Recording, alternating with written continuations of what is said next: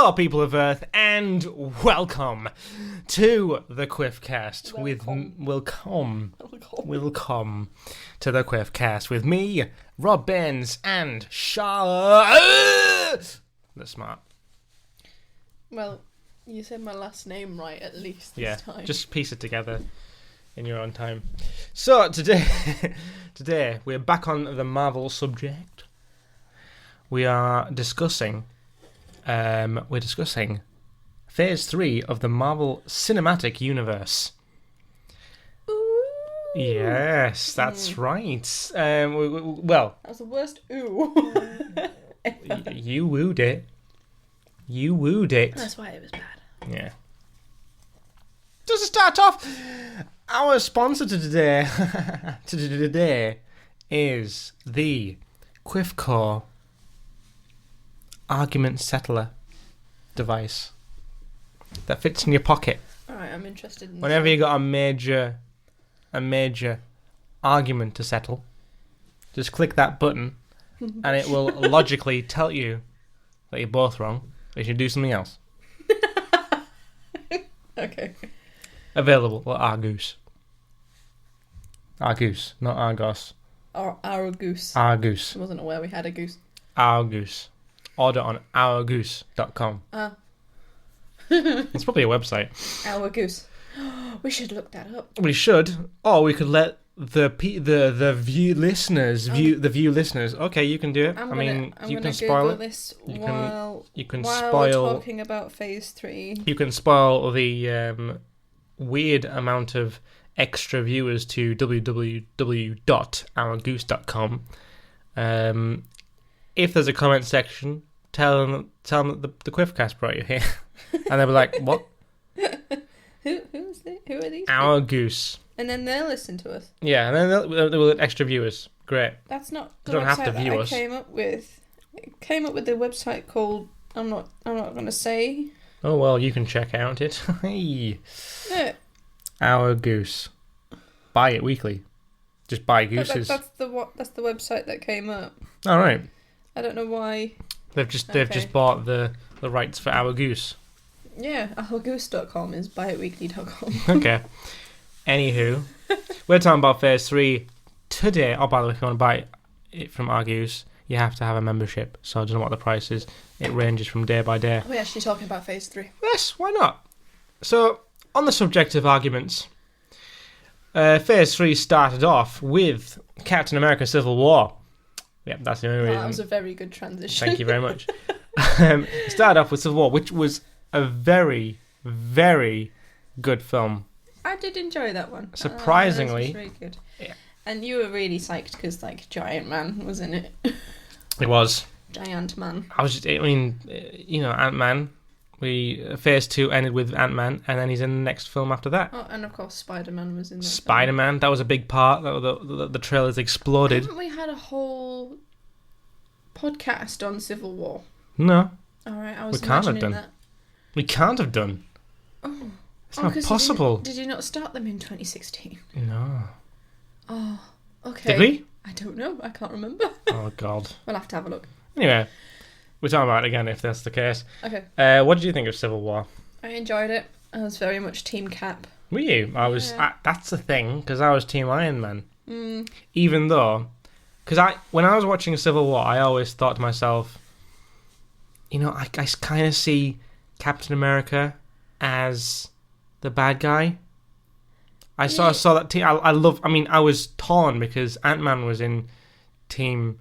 Both of my favourite Marvel characters were in different teams, and that tore me a bit. But it was still amazing to see them actually fight each other. But I was just like, when I see it, I think Captain America's gone a bit too far here. And I like the fact that it did tear people. It wasn't like, oh, you have to be on Team Cap because it's a Captain America film. You didn't have to be like that. You didn't have to. It was kind of like it was Captain America film, but at the same time, it was like a mini Avengers in a weird way. It was so surprising how much main cast there were. I was thinking, well, of course, with Civil War, it's like if they want to make a Captain America film, then he's like, oh, they can't put all these people in, but they did. They did. It was incredible how much the cast they got. They just left out Hulk and Thor to do their own thing. It worked. It did work. It did work, because like sometimes you have so many different characters, you don't know whose story to follow, and I think they all complemented each other quite nicely. Each of them were... I mean, I would have loved to have more Ant-Man. Ant-Man wasn't in the film as much as I wanted to, but then again, they weren't... complemented the storyline. It did. I think Ant-Man and Spider-Man worked as the comic relief for such a serious... Well, I mean, it was a serious film. It was a serious film, but there wasn't comic relief in it. There wasn't that much room for Iron Man or Captain America to crack in a joke, and that's where Ant-Man and Spider-Man came in, and that sort of that did explode, because this is the first appearance of Spider-Man in the MCU, because not so... I like how they introduced him as well. Not so long ago did they, get the rights, shared the rights for Spider-Man. They introduced him very well, without going into his whole backstory again. Yeah. They didn't need to, because by this point you know Spider-Man. Yeah, exactly. It's the same with Batman. They shouldn't keep doing it. We're talking about Marvel. I know. I'm just fitting in my weekly Batfleck rant. Batfleck rant, yeah.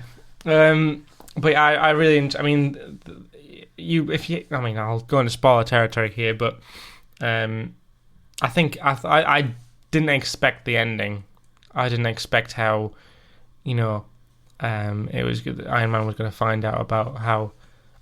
I kind of... When I was watching it for the first time, I kind of forgot how Captain America already knew about how Stark's parents died. And I was thinking... because that was really good for me, because I was finding out with Tony. I was like, oh. Use that in your soundboard, Ash. Yeah. Coming soon, by the way. I should probably mention that.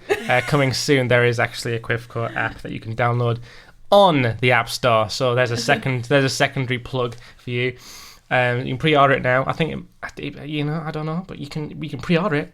You can pre-order it. You might even be able to get it if you're listening to it in the future. But all right. But yeah. But Civil War, there's so many good moments in it. This was one of the films. It was the one film where I was actually shaking with excitement the first time I watched it. What, Civil War? Yeah. Well, in that scene where... where he finds out how his parents died. No. In the airport sequence. I was shaking with excitement. I know, like, we were watching it and you, like, gripped my knee and you were like, this is great! And I just would not let go of my knee. No, it was... And then, like, Giant Man appeared, you were like... I was shaking because I was like, this is such an epic moment. And I've never felt that way in a film before. I think I have probably mentioned that before. But it's just crazy. Civil War is, it's hard to beat, I think.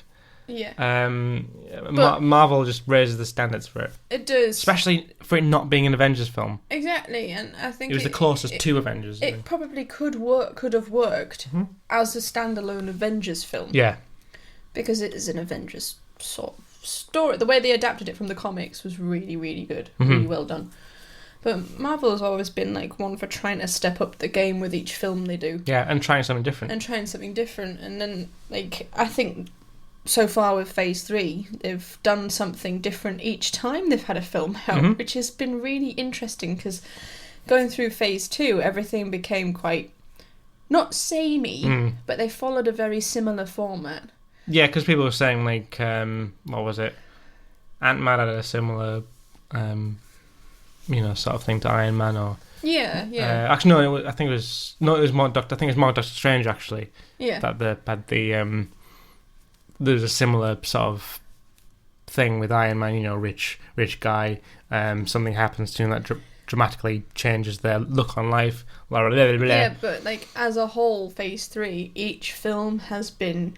of a different genre, but they've all had their different elements. Like you've had magic, you've had space, you've had epic battles, you've had quite down to earth films with Spider-Man. Yeah, that was the thing. We'll talk about Spider-Man a bit later, but talking on about the different aspects of the Marvel universe. Doctor Strange was the beautiful. Was beautiful, and in the fact that they added a mystical element to the Marvel Cinematic Universe. You sort of got a little bit of that with the likes of Scarlet Witch and Ant-Man with the quantum realm and whatnot. But Doctor Strange was so different because it was about magic. It introduced you to a lot of different realms as well, and it kind of expanded the whole universe. Really, doesn't the whole Marvel universe? It opened up different possibilities, different places. It showed you that at that time, the universe was already infinite in a way, and lots of different. I just love how they showed it as well. Yeah. It was fantastic. I have one point for this film. I know what this is. I love Doctor Strange as a film. Fantastic film, trippy as anything. I love it. I swear, it's like the directors were obviously on some kind of LSD, and I think that worked really well for the film. But Mr. Doctor. No. That scene as well. But all right, I thought so. I thought that was ringing a time then. But all right, yeah, no, I know what you're on about. Benedict Cumberbatch's American accent doesn't work for me. It just does not suit him at all. And I think that comes from a background of watching him in a lot of English dramas, British. like Sherlock. And when he first started speaking, I was like, no. You do get used to it though, I think, after a while. You get used to it towards the but end, you but the beginning bit is just like really... I think it comes across as very cocky, and his American accent's very put on. And I know he's like trying to be cocky, he's a surgeon, he's doing really well. And then all this rubbish starts happening to him. But no, the American accent does not suit his face whatsoever. But yes, also that whole Mr. Doctor... Mr. Doctor? Scene. It's strange. Oh, I forgot the quote now. Good. Mr. Doctor. Every time we're in HMV and he picks up a pop figure of... Who am I to judge? Yeah. Just, ooh... What's the actor's name again? Oh no, yeah, because you said it's strange. Maybe. Who am I to judge? Who am I to judge? And I was like... I love that. No. I can't remember his actor's name, but... quote that blooming quote. Mr. Doctor. No. This is the right moment to quote it out. I love the element of time as well in Doctor Strange. And how he can reverse it, and I love how he like messes with time, and I think that'll shut up. I hope it plays an important part in the Avengers film. Well, it has to, because that's one of the Infinity Stones right there in the Eye of Agamotto. We still haven't found a decent replica of that. No. It's got branding on it. Yeah. But anyway, After that came one of my favourite films. What was that? Guardians of the Galaxy 2. Guardians of the Galaxy Volume 2. Love that film. Why did you like it so much? What did you feel as in relation, in comparison to Volume 1? Volume 1 was unexpected. Volume 1 will always be my favourite film. Yeah. Out of all the Marvel cinematic stories. Yeah. Because I didn't expect it to be that good. I didn't know who the Guardians of the Galaxy were when I first went to see that. No. And we kind of went... Well, it's a big thing because it's the first time you've been introduced to multiple characters that you need to learn backstories and stuff about. Exactly, and the way they introduced them in the first one was fantastic. Mm-hmm. But Volume 2 just kind of delved into more the relationship side between the characters. Mm-hmm. And they introduced his dad, Ego, Star-Lord's dad, Ego. Ego, the living planet. The living planet, because he's a celestial. Spoilers. Are we spoiling this? I think so. I'm assuming you've seen it now, yeah. And I just loved the whole dynamic, and it was very, very funny. Very funny, but the action in it was just immense. It's really good. And the music score I listen to on a daily basis. Yeah, it was on par for me, I think, from between the first one. Yeah. It was very pretty. I think, Doctor Strange and Guardians were very, very colourful. Visually stimulating, they've got better and better and better and better. Yeah. When going through especially when it comes to the mystical and like the space element sort of stuff. Exactly. The show, the beauty. Yeah. It's really impressive with the computer generated images that they make. You feel like you're there. And Yeah. It's very, very pretty, but it was such a good film. And that bit where they jump through different time ports That was in the amazing. spaceship with Yondu and Rocket. That was hilarious. And I was like, oh, that's absolutely hilarious. That was one of the best bits of the film. But yeah, it was, looking back on it, you do get a lot of the relationship, like the relationship between Yondu and Peter. And Yondu and Igor Rocket. and, yeah, exactly, yeah. It's some unexpected ones. Yeah. You get, obviously, Nebula and Gamora. Yeah. Things like that. And it was a really good developing film, and I think because they've established all the relationships between the characters now, they can work their way into different things. Yeah. And I think if they break up and do different storylines, like we know they're going to be in the Avengers film, but it's going to be obviously a volume 3 at some point. Yeah. But no, that was a fantastic film. Absolutely fantastic. It was really good. Yeah. Yeah. Anyway, bringing back down to earth, in between the very spatial Guardians of the Galaxy and Thor Ragnarok, there is a very, very down-to-earth film, which was Spider-Man Homecoming. That was a good film. It was a really good film, and it wasn't an origin story, as we've mentioned. It was just a story. It was before he became an Avenger. Yeah. Yeah, and at that point, it starts off with him showing off what he did in Civil War and everything. And the way they introduced it was hilarious, but also very charming. Yes. Yeah, with the videotapes, the yeah. secret videotapes that he was taking.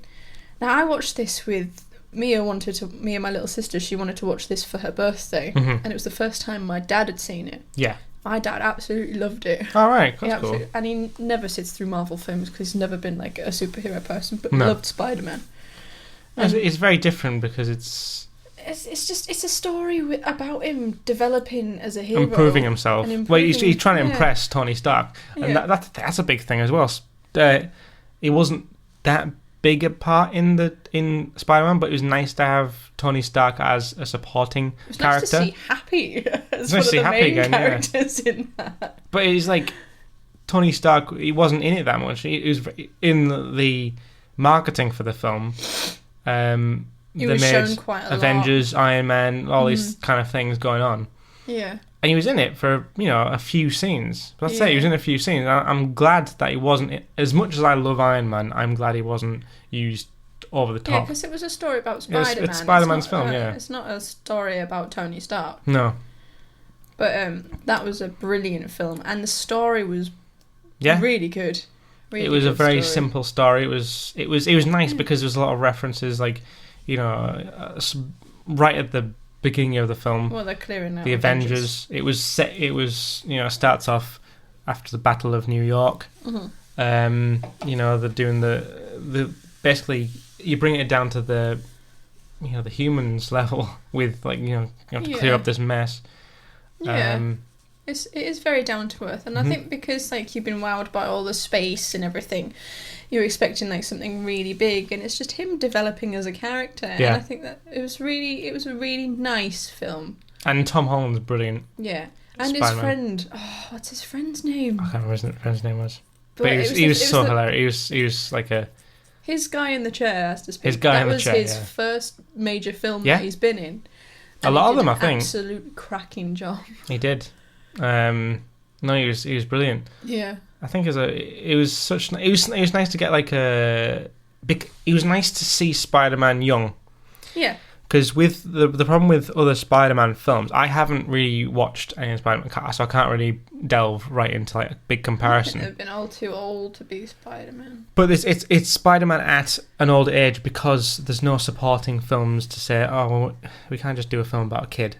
Yeah. They want to do an adult sort of thing. But because Marvel has a cinematic universe, they're allowed to do a young Peter Parker. Yeah. As he should be. Mm-hmm. And they've got the supporting adult characters to, fill that void. Yeah. Develop him as a character to where he will be in the future. Yeah. And Spider-Man's going to be a big part of, the rest of Phase 3 and beyond. Yeah. So it's really, really interesting to see this.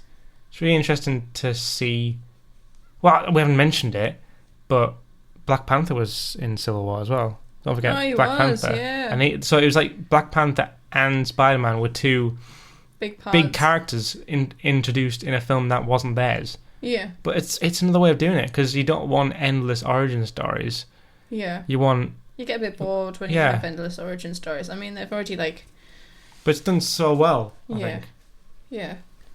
But yeah, that was a genuinely good film. And something I'll be more than happy to watch over and over again. Yeah, it is brilliant, yeah. Anywho. Yeah. The latest Marvel Cinematic Universe film in Phase 3 was Thor Ragnarok.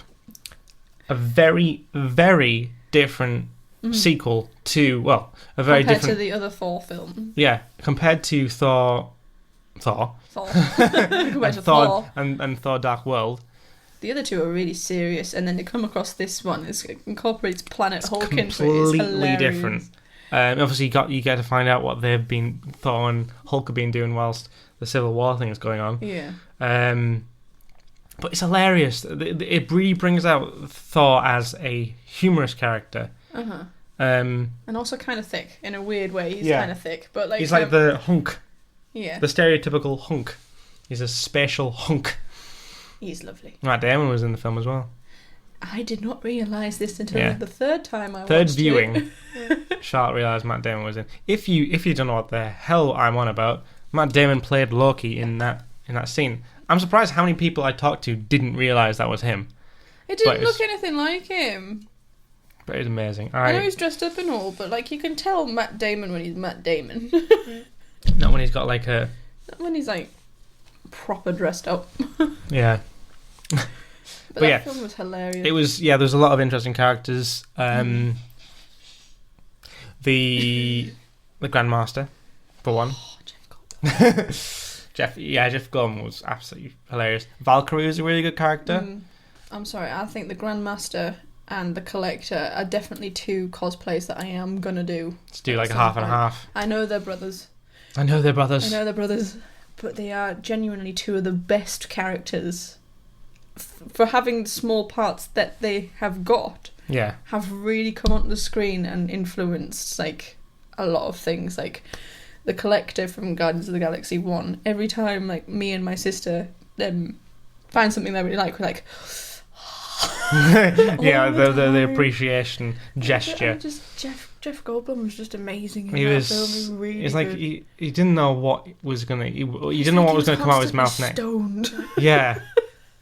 Clicking his fingers and. Oh yeah. What? I think he definitely worked with the Planet Hulk vibe. Yeah. Very funky, quite easy. What I loved about Thor Ragnarok was the fact that they weren't afraid to just throw anything in there, throw anything into the ring. Oh yeah. See what I did there, because there's a battle in the ring. Yes, dear. They just threw anything in there, like Korg. Korg was a great character, a really unexpected character. He's freaking gone. And there's just come out with loads of quotes after watching this. Yeah, there's the battles, the big battle sequence that wasn't that big, and it wasn't that big of part of this actual story when you think about it. But it was a very it's to be an iconic film to look back on in the future. Yeah. People were very anticipating it, and the evolution of the character Thor himself. Obviously, Hela was a really good character as well. Hela was fantastic. We can't forget Hela, because she's the first female main bad guy they've had in the MCU. Is it? Yeah. Really? Yeah. Think about it. Can you think of another one? New. Char's got a thinking face on right now. But yeah, I'll talk for this one while she's got a thinking bit. But yeah, it was there's all the don't go for a Google. You just don't want me to prove you wrong. Don't go for a Google. But the whole battle sequence, the whole fact that Thor lost his hammer, that people know him for, the Thor's hammer. Yes. Stop Googling. He lost that quite early in the film, and in the trailer he loses it in an alleyway, and then a field, and he only loses it in the field. Yeah, that was a big part of the trailer, and that was a big part of the first trailer, and then that got cut. So that was like, I thought the Ali one looked better personally, like visually, but oh well, I don't. It doesn't matter. But yeah, I absolutely loved Thor Ragnarok for all of its colourful. I think colourful is just the theme for these last like Guardians of the Galaxy, Doctor Strange. All of them are really, really colourful. Stop googling. In this, they've included, like, in the MCU, they've included the televised universe. Ah, well, not MCU. That's MTVU. Yeah, okay. MTVU. Hey, are you sure the golden one from Guardians of the Galaxy 2? No, but she wasn't the main. She wasn't the main. I know she wasn't the main bad guy, but she was still a bad guy. And there's also the main advertised. All right. Like the. All right, I'm not arguing. Yeah. Okay. Yeah. But Thor Ragnarok. Yeah, but the Sovereign is going to play a big part. Yes. In the next Guardians film. Yeah. So she's going to be in it. She's going to be one of the main bad guys. Yeah. It's not to say that there's going to be like a future of it. I think this is like Thor Ragnarok was the big stepping point to say this is the sole bad person. Exactly. The one you don't want to mess with. Would you call the Grandmaster a bad person? No. I'd say he's just very eccentric. Very eccentric. I'd never class him as a bad guy. No, I wouldn't class him as a bad guy. Yeah, but I think I can't never pronounce the name right. Taiki Waiki, Taiki Wiki. The director. Yeah. Oh God, another Google. This third Google of the Quiffcast. This is a record. On Twitter. He really did amazing for this film. He's a hilarious guy. He's such hilarious, and he his performance as Cog was just on point. What? Taiki Witi. I'm having a look. It's loading. We'll load quicker because we've not got that much long left. How long have we got left? Like a minute. Get twittering. Speed. But yeah, I think for the future of Phase 3, I cannot wait because we've got Black Panther next. I think that's going to be again a very, very different film. The fact that it's a totally different. Taika Waititi. Waititi. Okay. Well, yeah, I think it's going to be different again because of the whole cultural side of the Black Panther. I think that's going to be totally different. Wow. And then we've got, of course. Sorry. What? The next two Avengers films to look forward to. I just can't wait for the Guardians to smash into Thor's face in the Spacemobile. It's the Spacemobile. Canon. Spacemobile. Don't think that's... I don't know, I'm just looking forward to that point. I want to know what happens to all those people on that ship at the end of... Well, we'll find out. Or not. It might just not be a very crucial element. They might just all blow up all the Asgardians and Thanos is just like, take this. The whole thing of... Loki's like, help me. The whole thing of Thor Ragnarok is just like... Space. The whole thing is like, Asgardian is the people. Asgard is the people. And they're all just floating in space. They're all floating in space in a spaceship. And Thanos is like, hello there. So... Somehow in the trailer he's floating in space and gets hit by the Guardians in their spaceship. And I want to know what happens to Asgard. Yeah, weird. And then Ant-Man and the Wasp. That's going to be a great film as well. I don't know what's going to happen with Ant-Man and the Wasp because the fact that it's slap bang in the middle of two big Avengers films. I think it'll be one that's. Is that? Excuse me, I've got to go somewhere. I got to go. Bye bye. But unless it's set before the Avengers. Might be. I might just be set after. Really, really small. And then you have to figure out what happens in the second half. It can be really, really small. Everything's going on. All the big universe explosions is just really, really small. Just like... they're obscenely big. No. Don't think so. Alright then. I don't even know if Ant-Man's in the first Avengers Infinity War part. We don't know. We don't know. There was a picture of them all at dinner. Him What? with Benedict Cumberbatch and Tony Stark.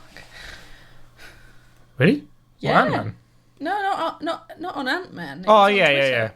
No, yeah, but no, but They were there's all no filming at the same time. there's They no had sign dinner. of Ant-Man popping You up. never know. Never know. I'd like him never to. know. I'd be very surprised. You don't know. Unless the next trailer pops him in there.